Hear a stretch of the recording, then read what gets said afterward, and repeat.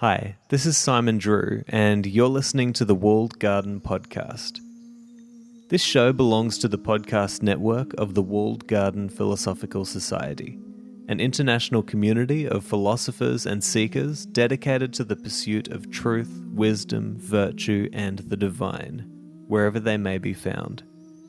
To find out more, go to thewalledgarden.com. But for now, let's caretake the gardens of our minds, one meaningful conversation at a time.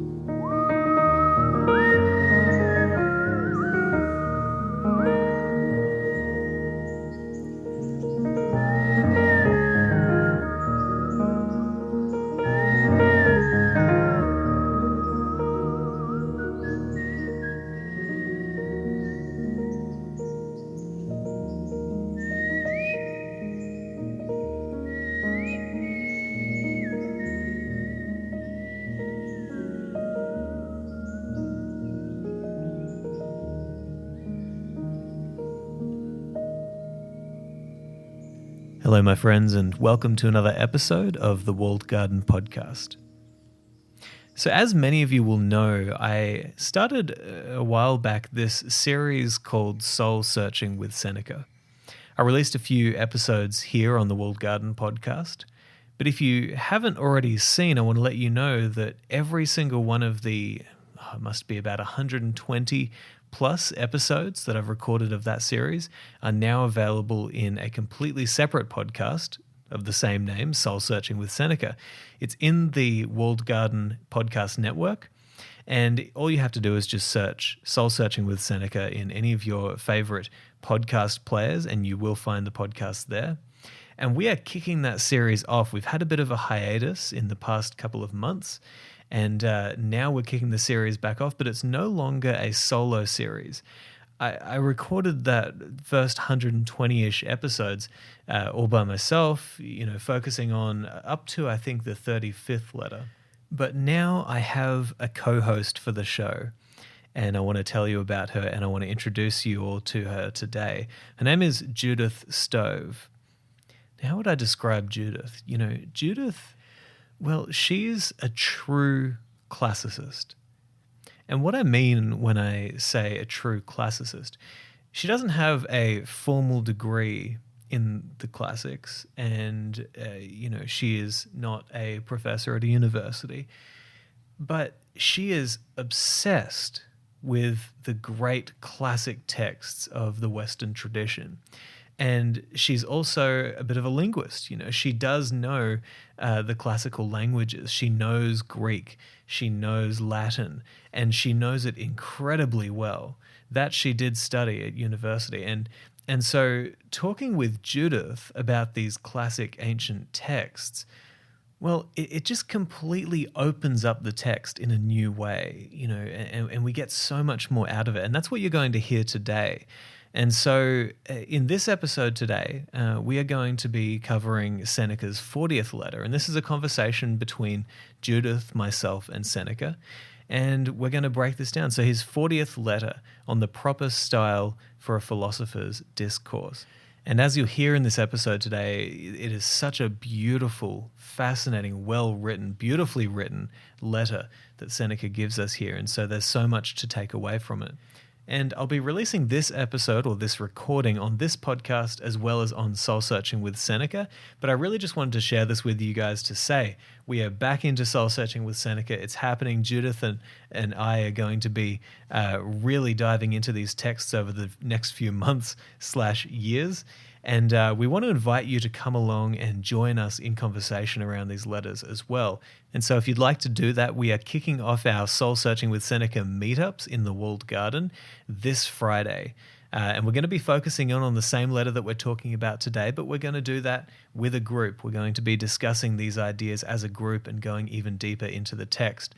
So as I said, this Friday, the 9th of September at 5:30 p.m. PST, that's California time, we would love to see you there.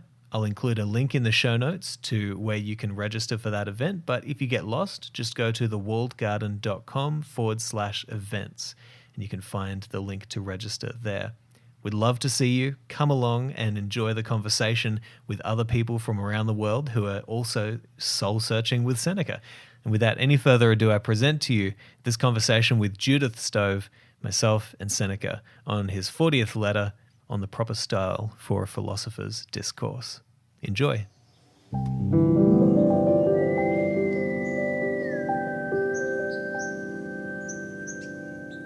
All right, Judith.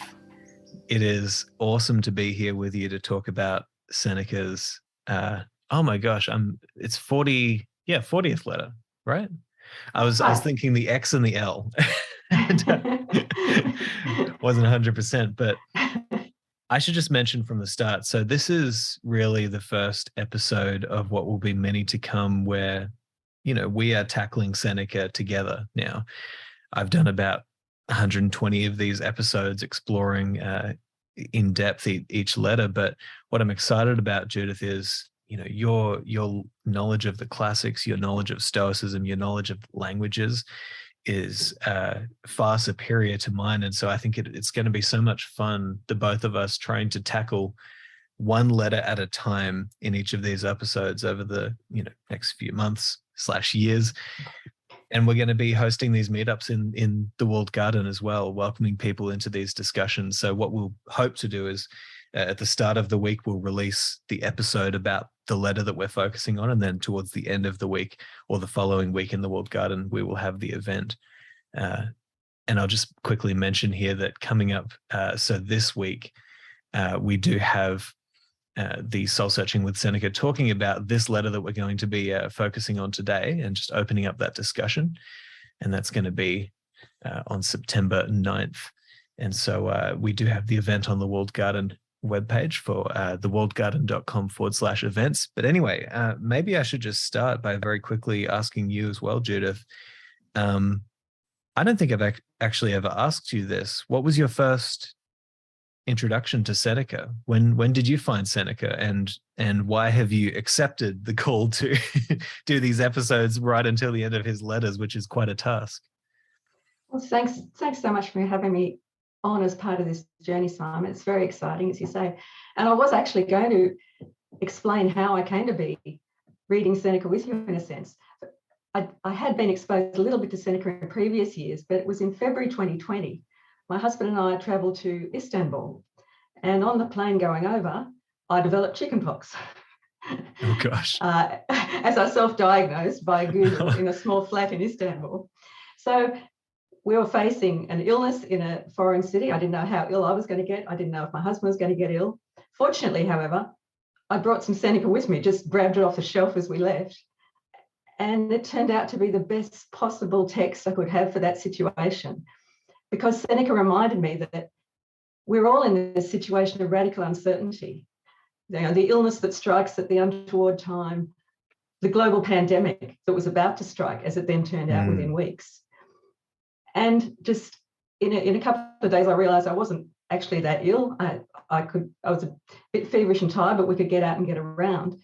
And so, but I had already accepted that situation, and that was Seneca's gift to me.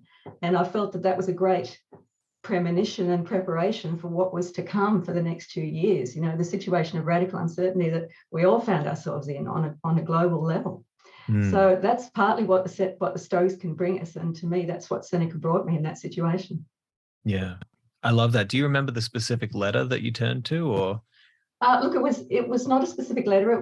It's a collection translated by Moses Adas in the 50s. So it's quite an eccentric little selection that he made. Oh, that sounds awesome. I went through the whole book. There's the Consolation of Helvias in there. There's some of the letters. Beautiful. There's a few of the other works. So it was perfect for the situation. Yeah. And that brought me back into studying Stoicism properly and more seriously than I had done to this point. And that's brought us to this situation here. Mm. Yeah, I love that. And I mean, Seneca to me seems like, yeah, well, okay, let me put it like this. What I love about you and I doing this together now is, as I said, on top of your knowledge of the classics of languages and all this sort of stuff, but you've just pointed out the very practical side of Seneca, which is that you just diagnosed with you said chickenpox, is that right? Yeah. And I need some advice right now. And oh my gosh, Seneca is so perfect for that. He really, like, you can turn to his writings any page and you'll find something that is very actionable or very, very practical for our lives. And then on the other side of that, myself as an artist, and as a young artist trying to awaken that part of myself, I find so much joy in Seneca because he is such a profound thinker, and there is something for he delves into the lofty, the really high principles of the Stoic philosophy. And on top of that, as I said, as an artist, he has such a beautiful. Well, I think Seneca is an artist in a way, in the way that he lived his life. There's that great Bukowski poem where he says that style is everything. Style is everything. And Seneca had style. Like, his writings are beautiful. And that's something that is very, very hard to achieve. And so he inspires me every single day and has inspired me as an artist to focus on beauty, focus on the goods of the soul that bring us closer into a relationship with the divine that is so clearly within each of us and around all of us all the time. And but that's probably hearkening too far ahead to our next letter that we're going to be focusing on the God within us, right? But this letter today, so this is letter number 40. I'm going to find it in here. Now, we're both reading from the same translation, right? The Richard Montgomery, or Gummy, I think. And I think it's the same. That's right. Yeah, Gummy. Yeah. I've got the Lerb actually open on my other screen, so it's got the Latin on the left and the English on the right, but I'm pretty sure it's the same translation. Oh, you've got two. Excellent. Yeah, we're working from the same. And that's what's so cool as well. I actually spoke to David Feidler, and I mentioned that I want to start focusing on languages in the Walled Garden as well. And I said to him, my suspicion is that just for the general public and even for myself, what we should focus on is just vocabulary. Let's focus in on words that can help to open up a philosophical text to you. The grammar I know is important for translators, but he tended to agree with me that we want to focus on specific words that can just completely expand your understanding of a particular philosophical school. And so what I'll ask you, Judith, is as we go through these letters, if there are any words that you think we really need to dive deep into that, just to understand this properly, throw it out there. And I'm so glad that we have the Latin too. 100%. Yeah. Well, how do you think we should run these? Because we want to try and get through a whole letter each time. Should we perhaps maybe just read in paragraphs? Sure. I'm happy to do one section at a time. They're nicely numbered here in the text. So if you want to start section one, Simon, and we'll go from there. Sure. Now, I have to say, one terrible thing about the Loeb is that it numbers the verses in the Latin, but it doesn't give me the verse numbers in the in the English. So I'm going to be guessing here, but I'll read a paragraph and I'll stop and we'll see where we go. So this is oh, here we go. I've already got the wrong letter. Here we go. On the proper style for a philosopher's discourse. I just think it's so perfect that we're kicking off again with this letter. So it says, I thank you for writing to me so often, for you are revealing your real self to me in the only way you can. I never receive a letter from you without being in your company forthwith. if the pictures of our absent friends are pleasing to us, though they only refresh the memory and lighten our longing by a solace that is unreal and unsubstantial, how much more pleasant is a letter which brings us real traces, real evidences of an absent friend. For that which is sweetest when we meet face to face is afforded by the impress of a friend's hand upon his letter, recognition. I'll stop there. Yeah, that's such a beautiful paragraph, isn't it? Mm. And it actually got me thinking about what form these letters would have taken. So I suspect that they would have been written on papyrus, a papyrus roll.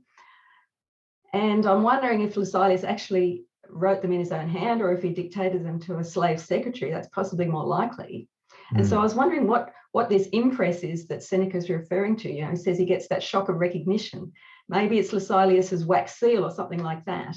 But it reminded me, and you're probably too young to, well, definitely too young for this era, but when I was growing up, you know, most personal communication was by hand. You would get that shock of recognition when you'd see your friend's handwriting appear on a letter in the post. And so that's, I think, what Seneca's talking about here is that pleasant shock of recognition at seeing a real piece of something that's been under your friend's hand or has a real direct connection to them. Is that the impression you got from this section? I think so. I mean, I just think it's beautiful that well, I as I said earlier, I like to focus on the beauty of Seneca's work, and I love the sensibility with which he writes, and the fact that he even thinks it's important to point out, hey, you know what? I feel as though you're here with me. I'm getting something out of this letter. You know, this is bringing you closer to me. It reminds me of, I listened to this lecture of this guy who was talking about Troils Engberg Peterson's work on Paul and the Stoics. Yes. And how what Paul was trying to do when he was writing his epistles was literally to transfer the spirit that he felt within himself through the words, through the pen and the paper or the scroll to the people who read it.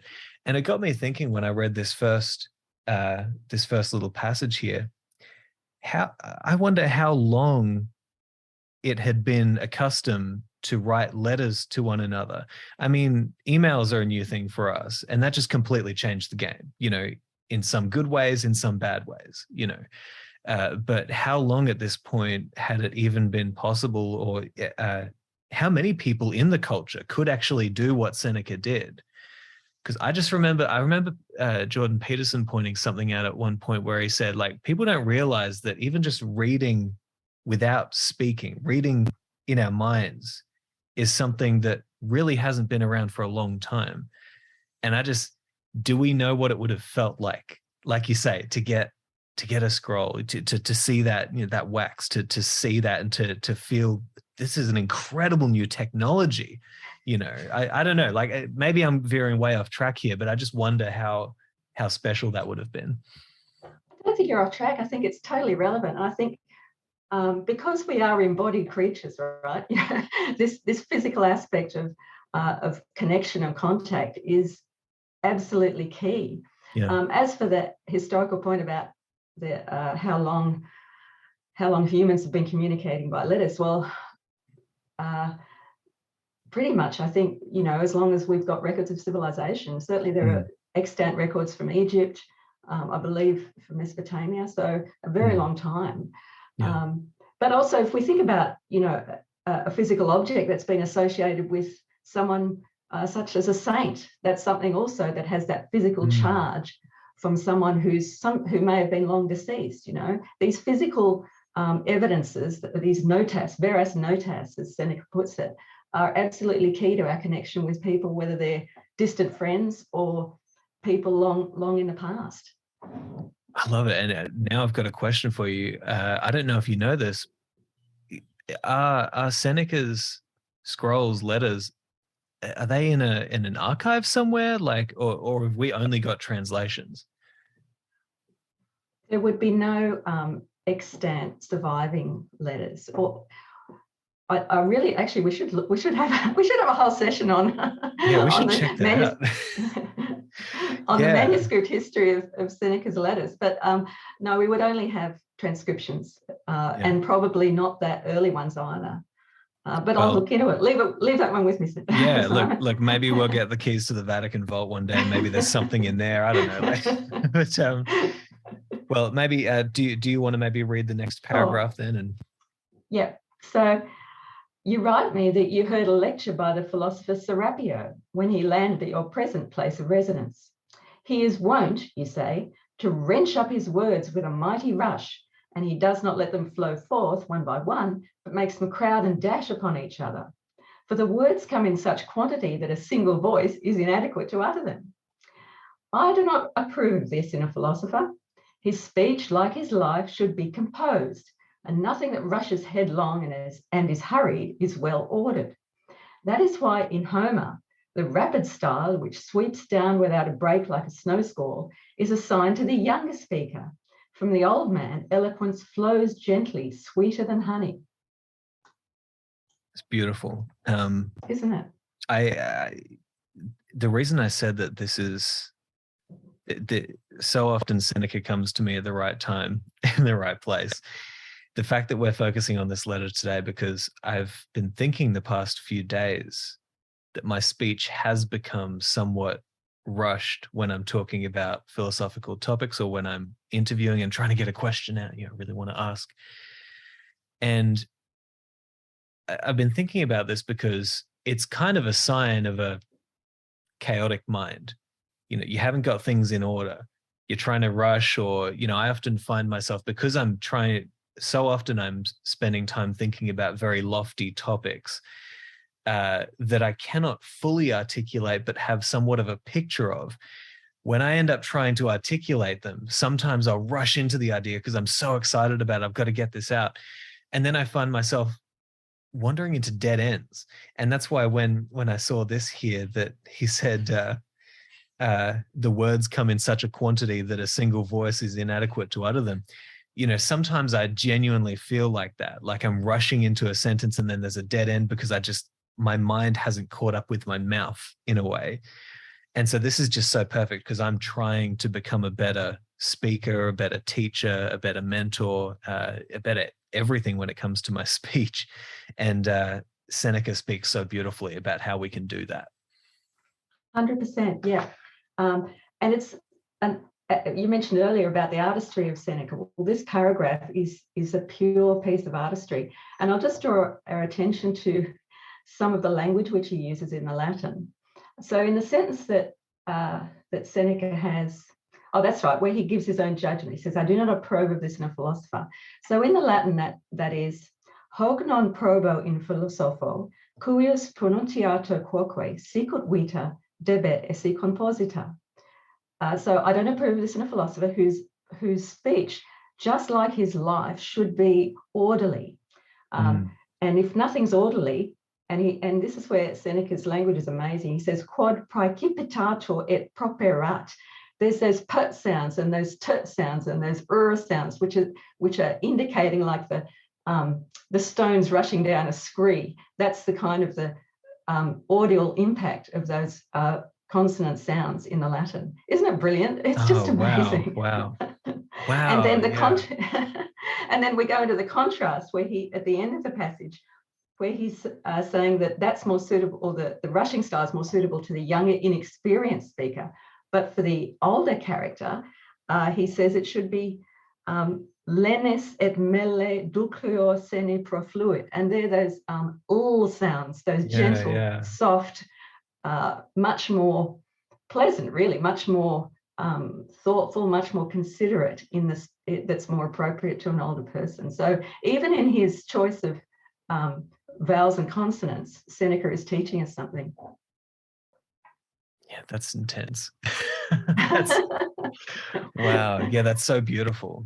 Yeah, and that's why I love the epistle. And that's why I try to distinguish between the epistle and perhaps a standard letter even. There's something about it that is, I don't know, he's painting such a beautiful picture in here with his words. That's wonderful. I'm going to read a couple of paragraphs. here. So he goes, therefore, mark my words, that forceful manner of speech, rapid and copious, is more suited to a mountebank. I don't actually know what that is. Can you just, what are we talking about here? It's the word in Latin is a circulans, which means like a traveling showman. That's the idea. It's a carnival performer, someone who goes around performing. That just opens up the text to me there. That's great. I'll start again. So he says, therefore, mark my words, that forceful manner of speech, rapid and copious, is more suited to a mountebank or circus man than to a man who is discussing and teaching an important and serious subject.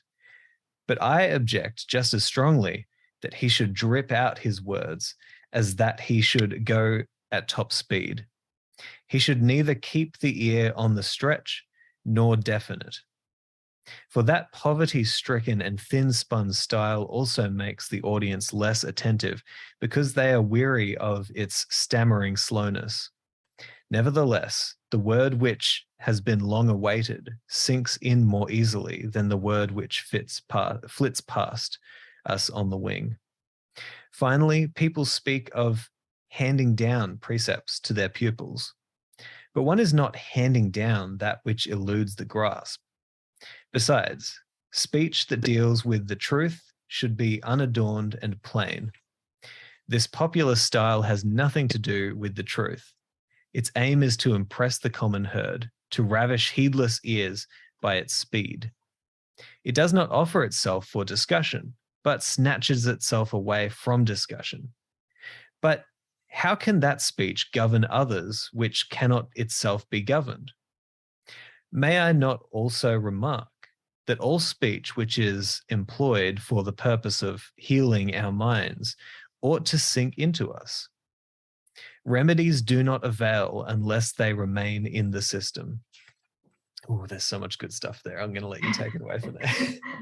Sure. So you drew attention to that word about the mountebank, and it's not a word that's current. But when we get the idea, this is somebody who's on tour, they perform, they're just showing off essentially. That's what that style is more suited to. But also Seneca tells us he doesn't like a stilted, hesitant style, and he has that interesting image where he says the ear should not be either under tension or overwhelmed by the sound. So it's there's a lot of things to try and avoid, isn't there? I mean, like, I'm horrified when I'm reading this because, like, he's saying go faster, go slower, and I'm trying to get like the right pace for reading. I don't know if I ever told you this, but I was always horrified to read in front of people when I was growing up, and the very reason is I had a class at church one day when I was very young, and I had one of those teachers who he was not a great guy to teach kids. He was just, too negative, a bit of a kind of bully type of person. And I was already very nervous to read. And I knew that I was going to have to read the word Gentiles. And in my mind, I was saying, do not mistake this word for genitals. And all I could think of up to reading that word was, don't say genitals. And I read it, and I was very young, and this is in front of a class of people who were reading the Bible, and there was laughter. It was just one of those moments that I think throughout the rest of my life, it made me horrified of reading out loud. And so you'll see that as we go through here. I've worked on it, but nonetheless, the point that I think is really interesting out of these past few lines is he also gives us a sense of how we should how much weight we should put on the type of discussion we're having. It's a philosophical discussion. It's important, which means that it needs to be spoken with importance. It needs to leave room for discussion, for questions. There needs to be a considerate approach when we are discussing these things.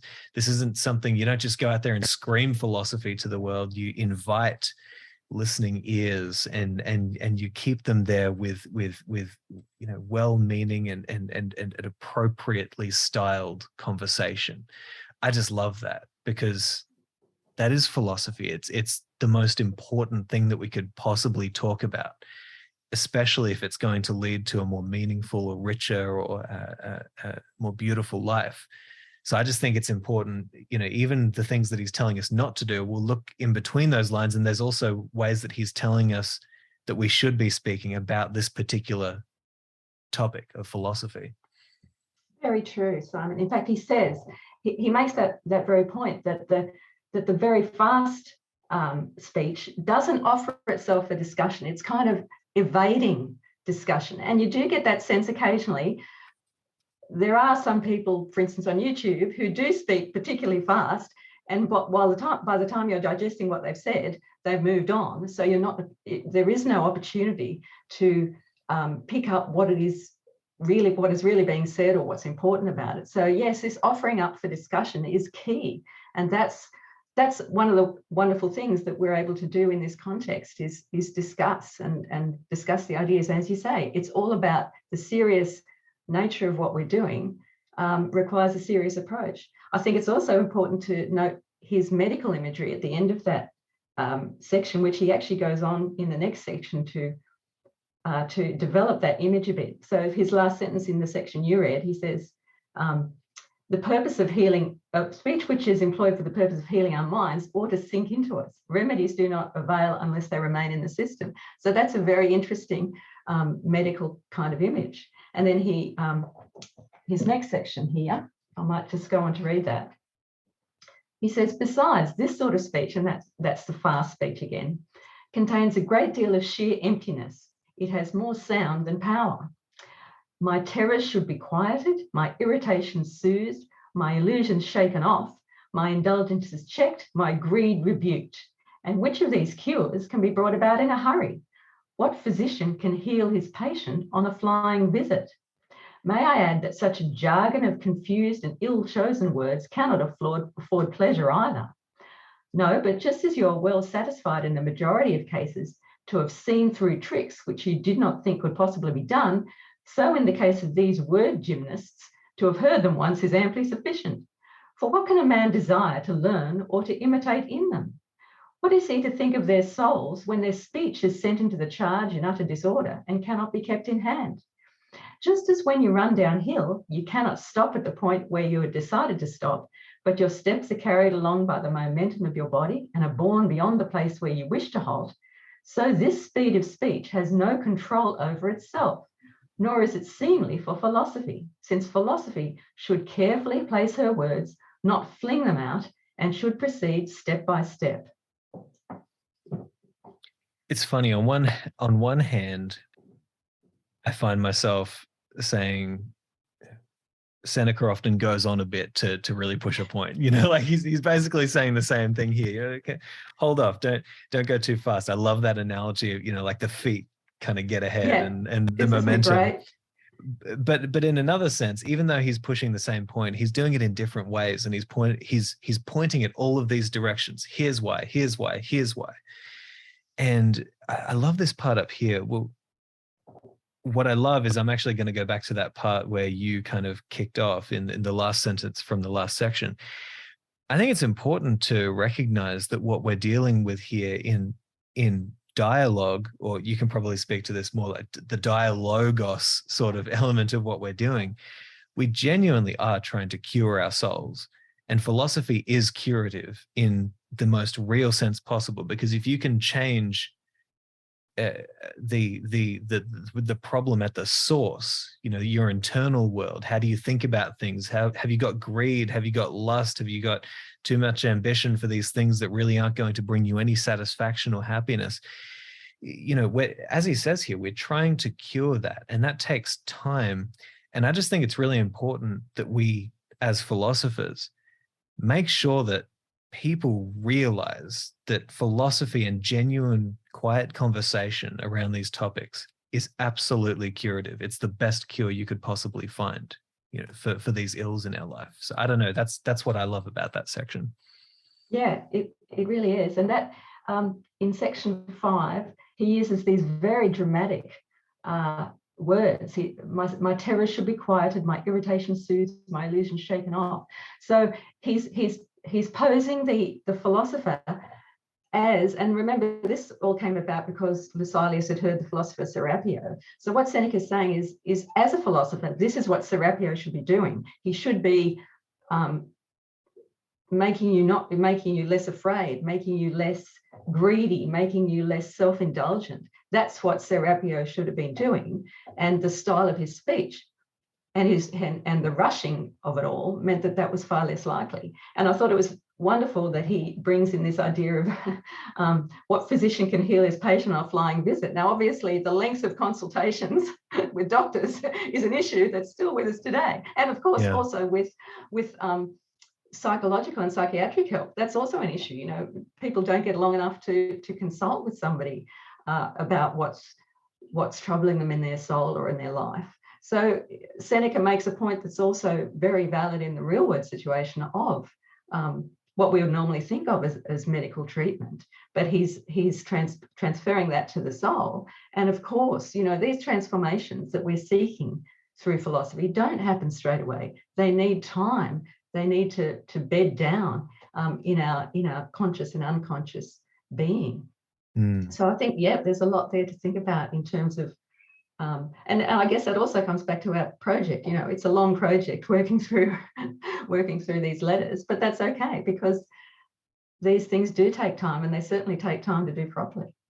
Yeah, I think that's such an important point, that it's almost like you're focusing on that kind of philosophical question of what is the right aim in this situation? Is it the speed? And so we've got these kind of perverted incentives today, or pervertive structures around the way that we think about what is appropriate. And it's funny, you know, because I've been doing this philosophical mentoring for a few years, and I'd say for about 3 years, it has been my policy. I don't know exactly how I came to this decision, but my policy is, so long as I don't have a session immediately booked after our call right now, I'm never going to say, hey, time's up, we've got to go. Can we talk about this next week? The conversation always has to end in a natural place. You know, there needs to be no rushing, because what we're talking about here is the matters of your soul. And how horrifying to think that, oh gosh, we've got 5 minutes left on this call, we better rush this. You know, no, we're talking philosophy. So it doesn't matter if we go for 1 or 2 hours. It's like we're dealing with vital matters here. And so philosophy always calls us to ask, what is the really important thing here? Let's focus on that. The rest will take care of itself. You know, I think it's just it's interesting to think about that in the context of especially this new service that we are trying to work through in the Walled Garden. But now we're on to the next page now. So let me dive in here.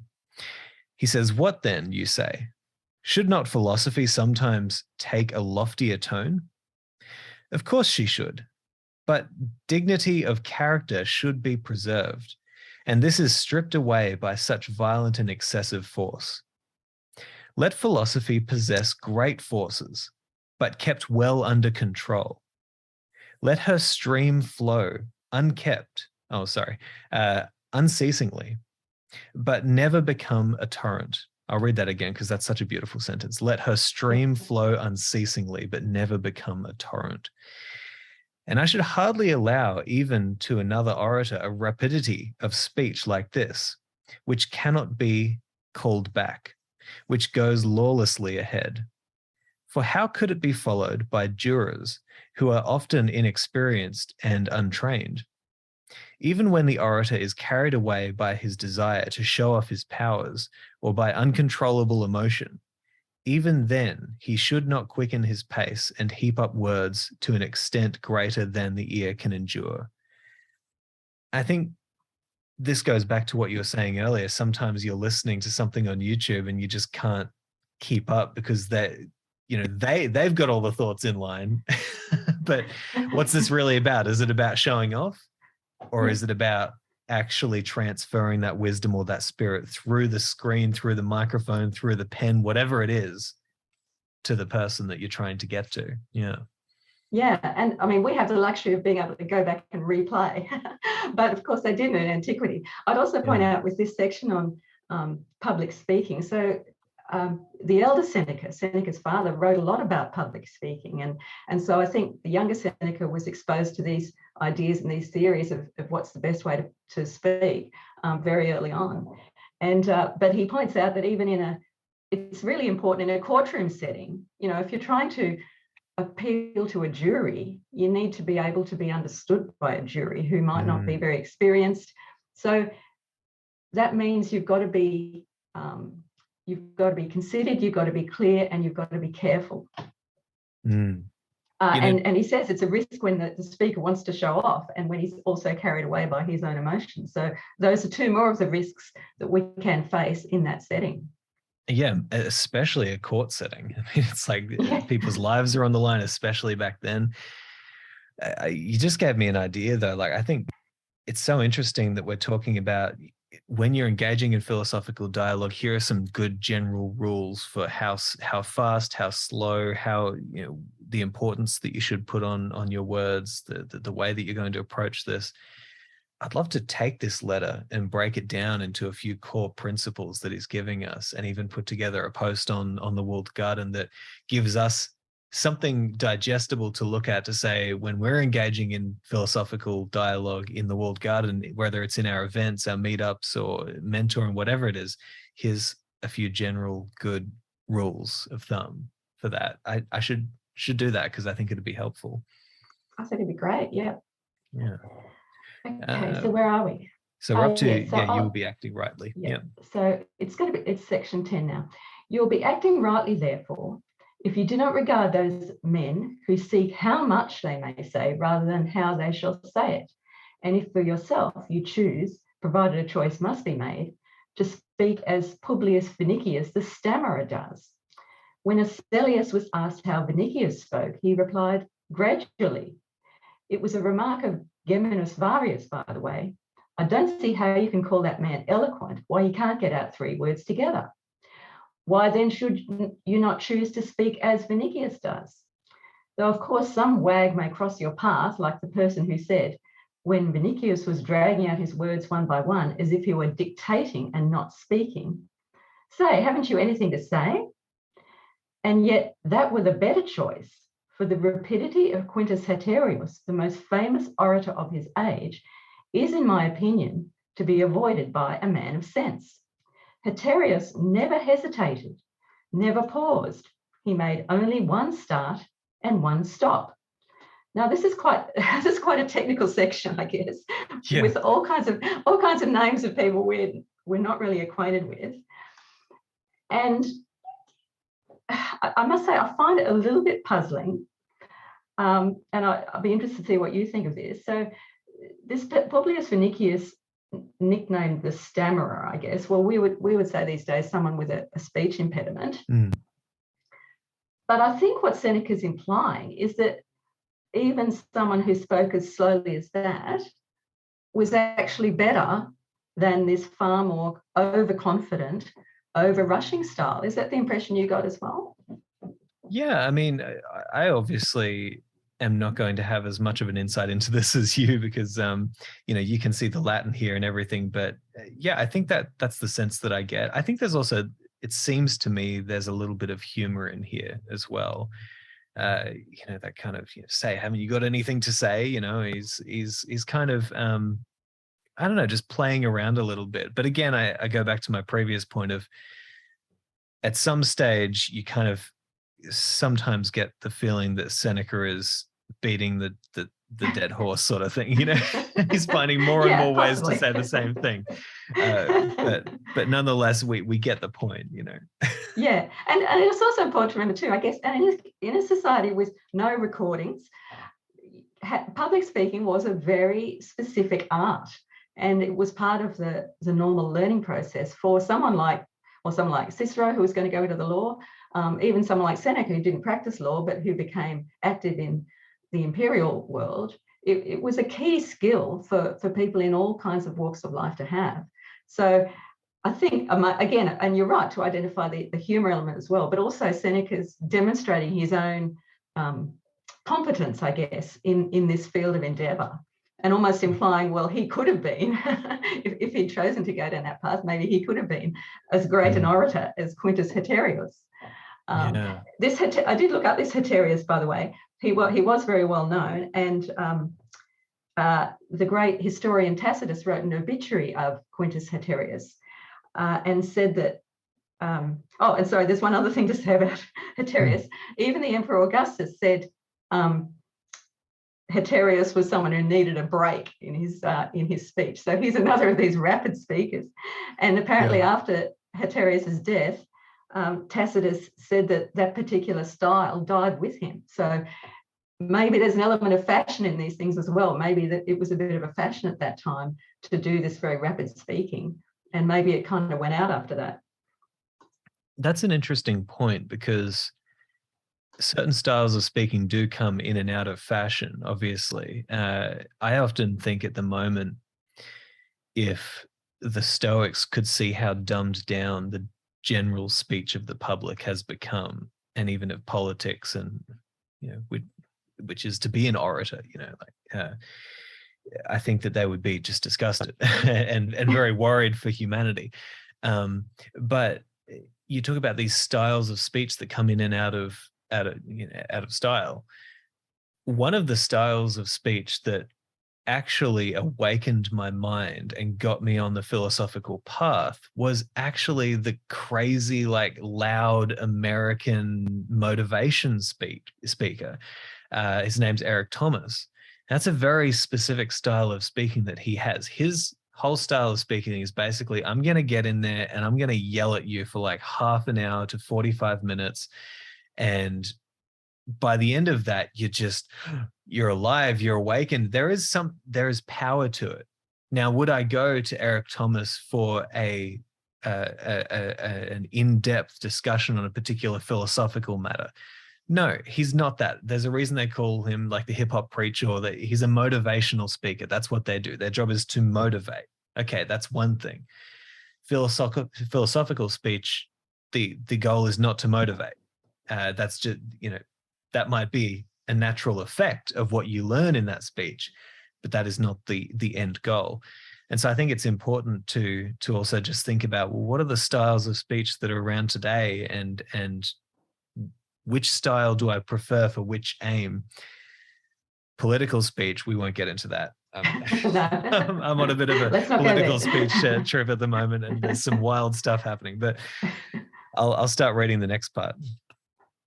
Okay, so he says, however, I suppose that certain styles of speech are more or less suitable to nations also. In a Greek, you can put up with, in a Greek, you can put up with the unrestrained style, but we Romans, even when writing, have become accustomed to separate our words. And our compatriot Cicero, with whom Roman oratory sprang into prominence, was also a slow pacer. The Roman language is more inclined to take stock of itself, to weigh and to offer something worth weighing. What is that? Fabianus, okay.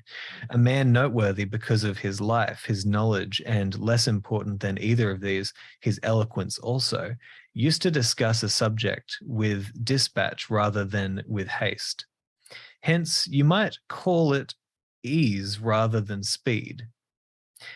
I approve this quality in the wise man, but I do not demand it. Only let his speech proceed unhampered, though I prefer that it should be deliberately uttered rather than spouted. Yeah, that's a really interesting paragraph. And we're talking about styles and fashion as well.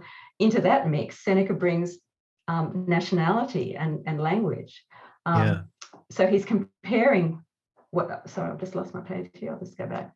He's comparing what's possible in Greek and what's natural in Latin. And this is kind of part of the Roman self-image, I guess. They thought of themselves as far more serious, far more, just more weighty, I guess, than the Greeks. But also Latin is much more that kind of a language than Greek is. Greek is far more conversational. It was Latin that became the language of science for nearly 2,000 years, because it is appropriate for analysis. It's appropriate for weighty matters. And this Fabianus, I looked him up as well. He was a speaker and philosopher of the first half of the first century of the Christian era. And appropriately for this context, he also wrote a lot about science, as of course did Seneca. So he's making the point that Latin is appropriate for serious subjects. This final couple of sentences in that passage you just read, Simon, again, there's comparison or sort of comparisons being made that we might not necessarily even fully get the gist of. So that section where he says, Fabianus used to discuss the subject with dispatch rather than with haste. Well, in the Latin that is disputabat expedite magis quam concitate. And it's kind of a bit hard to see the difference between those two things. It's like he's making this really fine distinction. I suppose the distinction is with dispatch means efficiently, whereas with haste means a bit all over the place. I guess that's the distinction. And again, that's something that almost Seneca's saying, well, the hasty bit, that's a bit more like the Greek, whereas the efficiency, well, that's the Roman thing. So he's making all these comparisons in this passage. And finally, in that very last section, I prefer that it should be deliberately uttered rather than spouted. So the word for spouted there is profluat, and that means spurting forth like a leaky pipe, basically. Which is precisely how I describe what I was talking about at the start, where I said this applies to me because sometimes I'm just like a leaky hose and it just starts spouting out. And I find myself, it's just, like just then. Yeah, he's gonna have me. Seriously, any discussion now, it's just gonna be Seneca in the back of my mind. Like, get the right speed, get the right tone, get the right level of importance here. Like, don't spout. That's right. All right. I think it's very important that you point this out, though. The difference between, he's pointing out the difference between the Roman and the Greek. And I have to ask you a question, Judith. I've got quite a intense idea that I'm trying to think about here, because the Bible is written, or the New Testament is written in this Koine Greek, which, as I understand, is kind of the language of the common people at the time. It was maybe what you would consider the general vernacular of our current time. Is a little bit dumbed down. And I wonder, Seneca probably would have understood and spoken and written in Greek as well, right? Yeah, 100%. So just quick digression. In this period, everyone in the Roman Empire pretty much would have been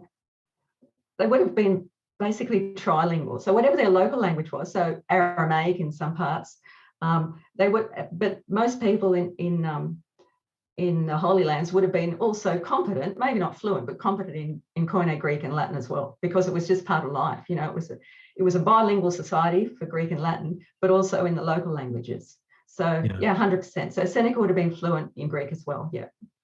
Yeah, it's such an interesting thing to note, because we need to continue our discussions about Christianity and Seneca and Paul and how they all came together, because there's some really weird connections that you can potentially draw. And I often think about the fact that so much of Seneca's writings, if you take these little snippets, they almost resemble perfectly exactly what Christ said in a few places.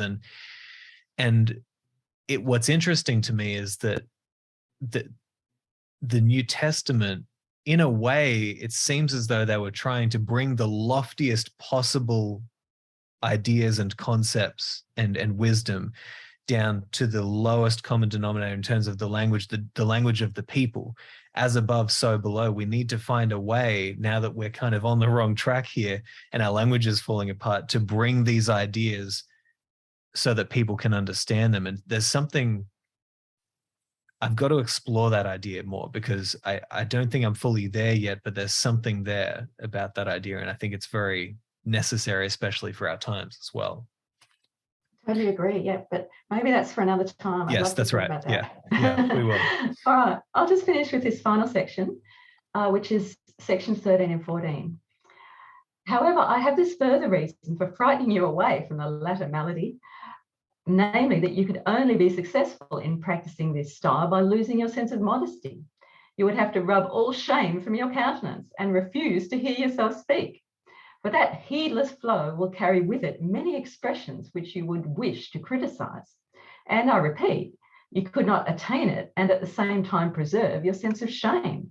Moreover, you would need to practice every day and transfer your attention from subject matter to words. So that's, he says, rebus, that's away from the actual meaning, to the words themselves, adverba. But words, even if they came to you readily and flowed without any exertion on your part, yet would have to be kept under control. For just as a less ostentatious gait becomes a philosopher, so does a restrained style of speech, far removed from boldness.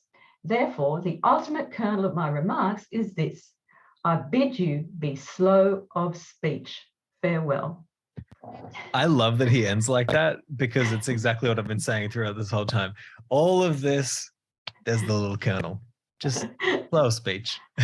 That's right. Now, I've got an interesting piece of information about that final sentence. So where he says, that very last sentence before farewell, he says, tardi locum esse te eubeo. I order you to be slow of speech.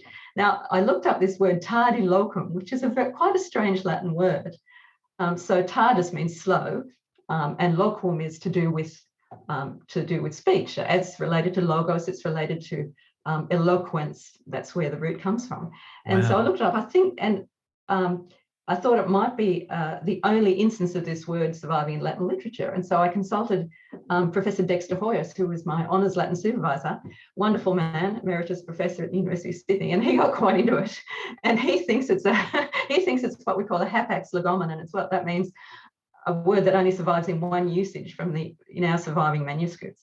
But he went looking for Greek equivalents in the New Testament, and he went everywhere. And we agreed I cannot believe that we have access to not only you, but also these professors to figure this stuff out. This is so exciting. And so, yeah, he went looking in his, not just the ordinary dictionaries that I've got, but his other works as well. And he agreed it was a very unusual usage. And so I'm just going to nerd out here, Simon. I love it. Tardi loquum. In Latin, and particularly in Latin poetry, the length of syllables is key. It's the most significant factor about Latin poetry. And so here, Seneca has coined a word with 4 long syllables together, which you literally can't say quickly. It's a word that you have to say slowly. And isn't that genius? Yeah. He's so insistent on it. He's possibly coined this word, and it's a word that actually forces Lasalius to say it slowly. Wow. So that's just so brilliant. There's so much that we don't get in the English translation, and this is a whole new world that's opened up when you start to see that he's adding different flavors and colors to this text, that really, if you're reading it in his native tongue or his written tongue of Latin, you would have a completely different experience. It's so exciting. I love it. And I think for me, the way to sum up this letter for me is, I just love that he's pointing out the importance of your speech and the importance of getting it right. And he often does this. I love what he says about teaching, how the teacher needs to be kind of like the archer, where, the true archer hits the target more often than they miss it. And when you're speaking to somebody, you need to be like an archer. You need to know what you're aiming at, where you're aiming. You need to know how to aim at it. You need to know how to pull the bow back. You need to know how to do all of these things that create the perfect harmonious balance of speed or reservation, and that's going to get this person to hear, to truly see, to truly understand, to have something from your speech that they can take away of value. And I think it's a vital conversation for anybody who wants to achieve anything in their life, because speech is the way that we get things done. Heck, I mean, you'll know how intense Kai is. I mean, getting Kai to read over, I hate that I just said when we're talking about, but getting Kai to read over an email that I'm about to send to somebody and he'll pick it apart and he'll say, you shouldn't say this, you shouldn't say that. This sentence needs to go here. You need to think about how they're going to think about this when they read it.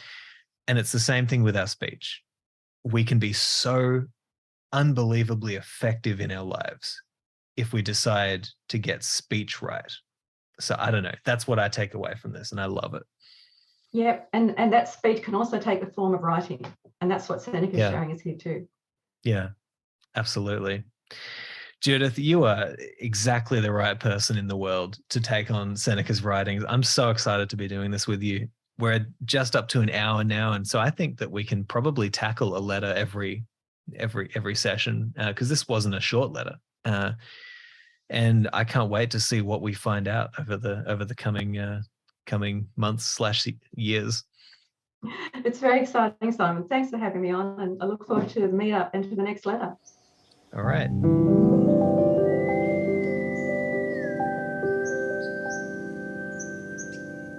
Okay, so I really hope you guys enjoyed that conversation as much as I enjoyed having it. As you can tell, Judith is just an absolute powerhouse. Such an incredible woman, such a profound knowledge of these languages and of these great classic texts. And it's a real honor to have her in the Walled Garden Philosophical Society alongside other great philosophers. And it's an honor to be able to do this series with her. Just so you know, Judith also writes a beautiful blog on the Walled Garden. So just go to thewalledgarden.com and you'll find her blog there. It's called Roots of the Garden. And she's actually covering all of the great Western canon of classical texts, right on from Plato onwards, which is such a beautiful task to set your mind to. And she's already delivering just some really beautiful writings in there about these great texts. So I'd love to see you there. And also, as I said at the start of the episode, we do invite you to come along to Soul Searching with Seneca this Friday, the 9th of September at 5:30 p.m. PST. That's California time. We'll see you there. You can register via thewalledgarden.com/events, or you can just click on the link in the show notes to go straight to the booking page. So anyway, I hope you enjoyed this episode, and I'll talk to you in the next one. Thank you so much for listening to this episode of the Walled Garden Podcast. Remember that this show is a part of the podcast network of the Walled Garden Philosophical Society. If you consider yourself to be a seeker of understanding, of wisdom, a cultivator of virtue, then we want to learn and grow with you. Just head over to thewalledgarden.com to find out more. We'll see you there, and I'll talk to you in the next episode.